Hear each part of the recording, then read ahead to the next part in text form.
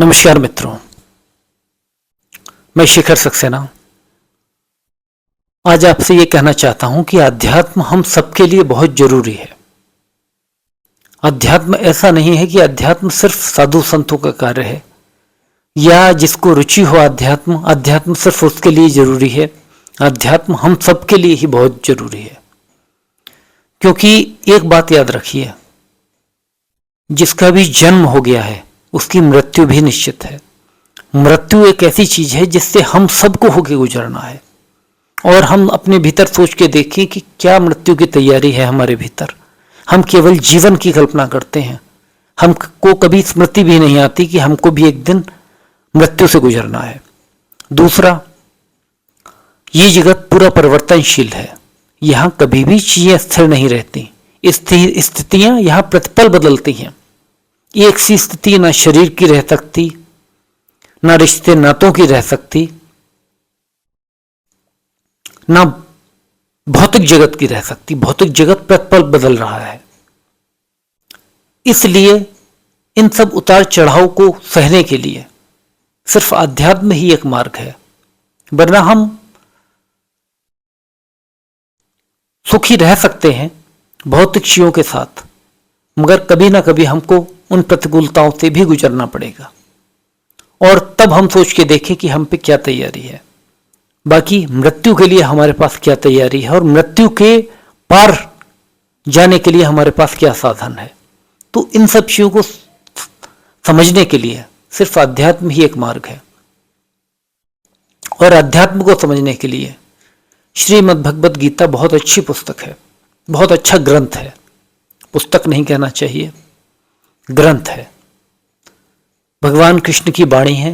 भगवान कृष्ण अर्जुन को उपदेश देके हम लोगों को ये समझाते हैं कि कैसे अध्यात्म मार्ग पे चला जाता है। भगवान लोक धर्म से शुरू करते हैं और भगवत धर्म सबसे बड़ा समर्पण योग तक पूरी गीता जी को लेके जाते हैं क्रम से। अर्जुन उनसे प्रश्न करते हैं, भगवान हर एक प्रश्न का उत्तर देते हैं।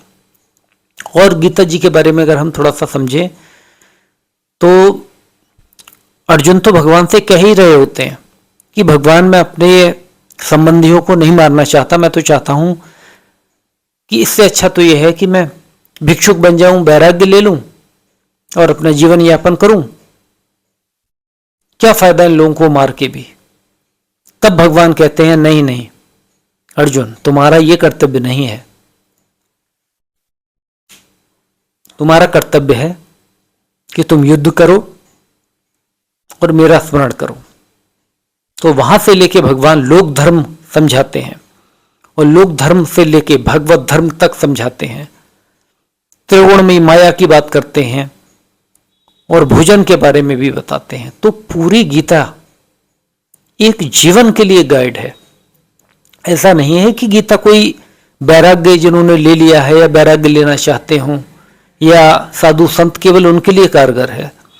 श्रीमद् भगवत गीता जन साधारण के लिए भी बहुत कारगर है कि हम अपने माइंड को कैसे कंट्रोल करें। अर्जुन ने सारे प्रश्न करे हैं गीता में कि मैं अपनी काम वासना को कैसे कंट्रोल करूं, कैसे मन को कंट्रोल करूं, ये मन तूफान से भी तेज दौड़ता है, इसको मैं कैसे वश में करूं। और भगवान ने हर एक चीज का उत्तर दिया है।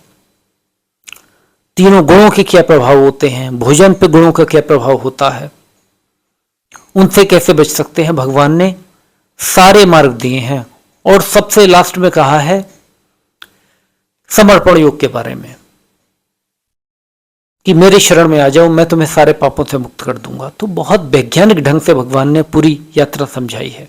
मगर गीता जी को डायरेक्ट पढ़ना भी जन साधारण की बस की बात नहीं है।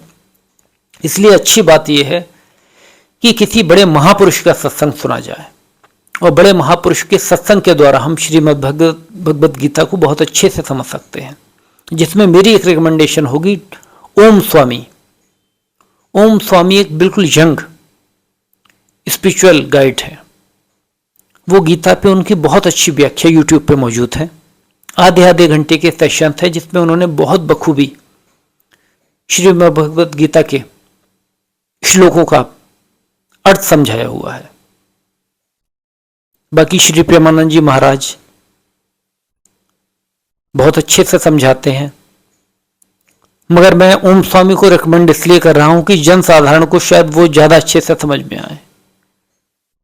श्री श्री प्रेमानंद जी महाराज बहुत हायर लेवल की बात करते हैं, वो हर कोई समझ पाए थोड़ा मुश्किल कभी कभी होता है। दूसरा यह है कि उनकी बातें अपने साधकों के लिए भी होती हैं। तो वृंदावन की रसोपासना की भी बातें होती हैं, तो हर व्यक्ति उन बातों को उतनी गहराई से समझ पाए ये थोड़ा मुश्किल है। इसलिए पहले चरण में अगर श्रीमद् भगवद गीता को समझा जाए तो ये ज़्यादा अच्छा होगा, जिसके लिए मैं ओम स्वामी जो यूट्यूब पे आप सर्च कर सकते हैं उनको रिकमेंड करना चाहूँगा। मेरी बात को इतने